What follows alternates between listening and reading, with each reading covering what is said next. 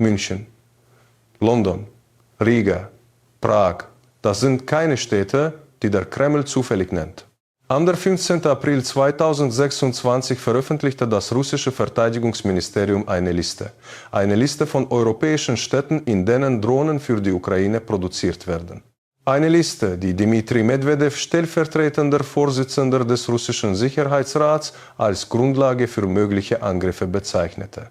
Und München steht darauf, weil dort in einer Fabrik der Firma Quantum Systems gemeinsam mit dem ukrainischen Partner Frontline Robotics seit März Kampfdrohnen für Kiew montiert werden. 10.000 Stück, bereits geliefert. Offiziell.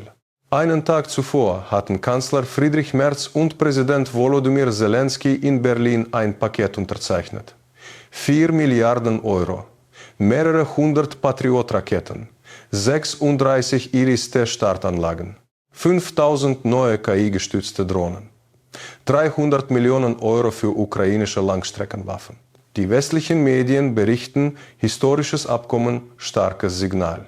Was sie nicht berichten: Russland hat eine Stunde später klargemacht, was dieses Abkommen für eine Fabrik in München bedeutet. Die Frage ist nicht, ist Deutschland zu weit gegangen? Die Frage ist, weiß Deutschland, welche Schwelle es gerade überschritten hat? Was wir heute analysieren, existiert in dieser Form in keiner westlichen Berichterstattung. Deutschland spricht, zeigt nicht die Verlautbarungen, wir zeigen die Konsequenzen. Abonniere Deutschland spricht und aktiviere die Benachrichtigungen, bevor die nächste Eskalation ohne Vorwarnung kommt. Fakten zuerst, Analyse danach. These: Das Berlin-Abkommen ist nicht nur militärische Hilfe, es ist ein Systemwechsel in der deutschen Sicherheitspolitik. Beginnen wir mit dem, was am 14. April in Berlin tatsächlich unterzeichnet wurde, denn die öffentliche Berichterstattung bildet nur einen Bruchteil ab. 3 Abkommen, unterschrieben von Verteidigungsminister Boris Pistorius und seinem ukrainischen Amtskollegen Mikhailo Fedorov. Erstens, Luftverteidigung. Deutschland finanziert einen Vertrag mit dem US-Rüstungskonzern Raytheon über mehrere hundert Patriot-Raketen für die Ukraine-Lieferung ab 2027 bis 2029. Dazu 36 zusätzliche Iris-T-Startanlagen vom deutschen Hersteller Diehl. Kosten: der Hauptteil der 4 Milliarden Euro. Zweitens, Langstreckenschlag. 300 Millionen Euro Investition in ukrainische Fernwaffen. Das bedeutet, Deutschland finanziert Waffen, die russisches Territorium treffen können. Drittens, gemeinsame Drohnenproduktion. 5000 KI-gestützte Drohnen mittlerer Reichweite, produziert in Deutschland und in der Ukraine. Quantum Systems, München, bereits aktiv. Parallel dazu: Deutschland stellt 2026 insgesamt 11,5 Milliarden Euro für die Ukraine bereit, 35% aller internationalen Militärhilfe. Kanzler Merz nannte Berlin Kiews wichtigsten Partner. Das ist keine Unterstützung mehr, das ist strategische Ko-Kriegsführung. Merz selbst formulierte es: Das Abkommen ist nicht nur für die Ukraine gut, es ist auch gut für uns. Denn keine Armee in Europa ist in den letzten Jahrzehnten so kampferprobt wie die ukrainische. Deutschland kauft also Kriegswissen, mit Raketen als Währung. Und es gibt noch einen Aspekt, der kaum thematisiert wird. Bei den Berliner Consultations, den ersten deutsch-ukrainischen Regierungskonsultationen seit 2004, unterzeichneten beide Verteidigungsministerien auch ein Abkommen über den Austausch digitaler Kampfdaten. Ukrainische Gefechtserfahrung wie PCH 2000i am Artillerieeinsatz, wie Iris-T am Abfangmodus, fließt direkt in die Entwicklung neuer deutscher Waffensysteme ein. Deutschland kauft 22 Jahre ukrainischen Kriegsdaten. Das hat keine Armee der Welt. These: Russlands Drohung ist kein Rhetoriktrick. Sie ist eine präzise juristische und strategische Kalkulation. Einen Tag nach der Unterzeichnung in Berlin veröffentlichte das russische Verteidigungsministerium seine Erklärung. Der Wortlaut ist strategisch gewählt. Europäische Länder, die an der Drohnenproduktion für die Ukraine beteiligt sind, werden Teil von Kiews strategischem Hinterland. Drohnen, die aus München, London, Prag und Riga starten, kommen nicht aus der Ukraine, sie kommen aus Europa. Und Medvedev zieht die Schlussfolgerung, die westliche Analysten seit Monaten vermeiden. Wenn eine Fabrik Waffen produziert, die aktiv am Krieg eingesetzt werden, ist sie nach dem humanitären Völkerrecht ein legitimes militärisches Ziel. Das ist keine Erfindung Medvedevs, das ist internationales Kriegsrecht. Artikel 52 des Zusatzprotokolls I zur Genfer Konvention definiert militärische Ziele als Objekte, die durch ihre Natur, ihren Standort, ihren Zweck oder ihre Verwendung einen wirksamen Beitrag zur militärischen Aktion leisten. Eine Fabrik, die täglich Kampfdrohnen für eine aktive Kriegspartei produziert, das ist nach dieser Definition kein Zivilgebäude mehr. Das bedeutet, Russland bereitet rechtlich die Legitimation vor, Ziele auf NATO-Gebiet anzugreifen. Nicht heute, nicht morgen, aber die Argumentation ist gebaut. Was Sie jetzt gleich erfahren werden, haben bisher nur wenige wirklich durchdacht, was ein einziger russischer Angriff auf deutsches Territorium für den Artikel 5 des NATO-Vertrags bedeuten würde und warum Moskau genau das kalkuliert. These: Russland testet nicht die Grenze, Russland kartiert sie. Artikel 5 des NATO-Vertrags besagt, ein bewaffneter Angriff gegen einen Mitgliedstaat wird als Angriff gegen alle betrachtet. Aber Artikel 5 ist keine Automatik. Er ist eine politische Entscheidung. Jedes Mitglied muss selbst bestimmen, welche Maßnahmen es für notwendig hält, inklusive der Option, gar nicht militärisch zu reagieren. Russland weiß das. Moskau hat die NATO-Reaktionen auf hybride Kriegsführung seit 2014 studiert. Drohnen über Estland, Sabotage in Deutschland, Cyberangriffe auf Infrastruktur, keine dieser Aktionen hat Artikel 5 ausgelöst. Die entscheidende Frage ist, wo liegt die Schwelle?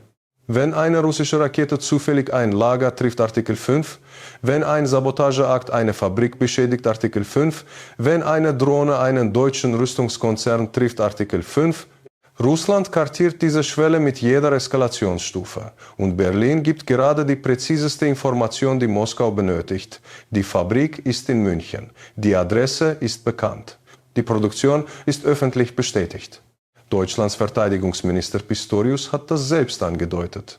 In einem Statement sagte er, Deutschland müsse bis 2029 kriegstüchtig sein, weil Generalstabschef Carsten Breuer abgeschätzt hat, dass Russland bis dahin seine konventionellen Kräfte so weit wieder aufgebaut haben könnte, um NATO-Territorium direkt zu bedrohen. 2029. Das sind 3 Jahre. Und Rheinmetall, Deutschlands größter Rüstungskonzern, hat seinen Auftragsbestand bereits auf 63,8 Milliarden Euro erhöht. Prognose für 2026. Bis zu 14,5 Milliarden Euro Umsatz, 45% Wachstum. Neue Munitionsfabriken in Deutschland, Litauen, der Ukraine. Das Düsseldorfer Unternehmen hat in einem Jahr 2025 seinen Gewinn um 1/3 gesteigert.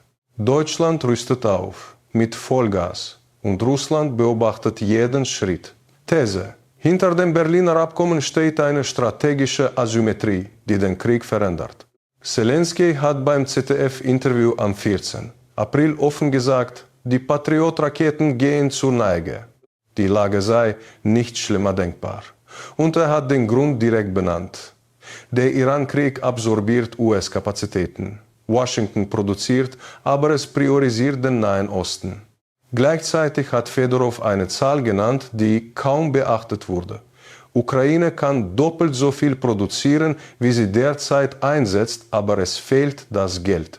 Das Berliner Abkommen löst genau dieses Problem. Nicht sofort, die Patriot-Lieferungen kommen frühestens 2027. Aber die 9,0 Milliarden Euro EU-Kreditfazilität, die Ungarns Viktor Orban monatelang blockiert hatte, sie wird jetzt frei. Orban hat die Wahl verloren. Sein Nachfolger Peter Magyar unterstützt den Kredit. Merz nannte die Freigabe dringend. Wenn 90 Milliarden fließen und Ukraine ihre Produktionskapazität verdoppelt, verändert sich die Gleichung am Schlachtfeld fundamental. Russland verlor im März 2026 netto 12 Quadratmeilen ukrainischen Territoriums zurück. Die Frühjahrsoffensive verlor Schwung. Und Ukraine hat am März 76 russische Industrieziele getroffen, darunter 15 Ölraffinerien. Eine hat Krasnodar getroffen, mit Drohnen, die in Europa produziert wurden. Das ist der Kreis, den Russland schließen will. Europäische Produktion stoppen, bevor ukrainische Schlagkraft weiter wächst. Was bedeutet das für Deutschland von Dresden bis Düsseldorf? Deutschland gibt 2026 rund 83 Milliarden Euro für Verteidigung aus, 55% mehr als 2025. Das Ziel bis 2029 auf 162 Milliarden Euro. Dafür wurden erstmals seit Jahrzehnten die Schuldenbremsenregeln für Verteidigung gebrochen. Das sind Zahlen, die direkte Konsequenzen haben. Rheinmetall sucht massiv neue Mitarbeiter. Die Rüstungsindustrie schreibt Rekordergebnisse. Aber gleichzeitig, der Rüstungsboom verdrängt Investitionen in Soziales, Gesundheit und grüne Energie. Ökonomen nennen das den Crowding-out-Effekt. Verteidigung wächst, während der Zivilsektor schrumpft. Und nun mit russischen Drohungen gegen Münchner Fabriken kommt eine neue Dimension. Versicherungsrisiko für Rüstungsstandorte. Wer versichert eine Fabrik, die auf Russlands Zielliste steht? Russland droht, aber greift europäisches NATO-Territorium nicht an. Die Drohnenproduktion läuft. Ukraine stärkt seine Luftverteidigung durch die deutschen Systeme.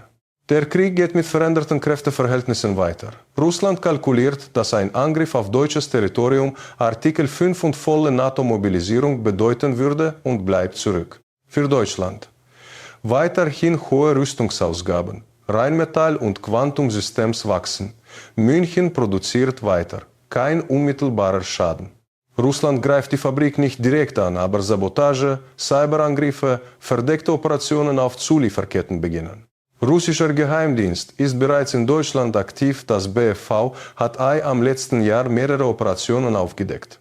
Produktionsstörungen, ohne dass Moskau direkte Verantwortung übernimmt. Deutschland reagiert aber unter der Artikel 5 Schwelle.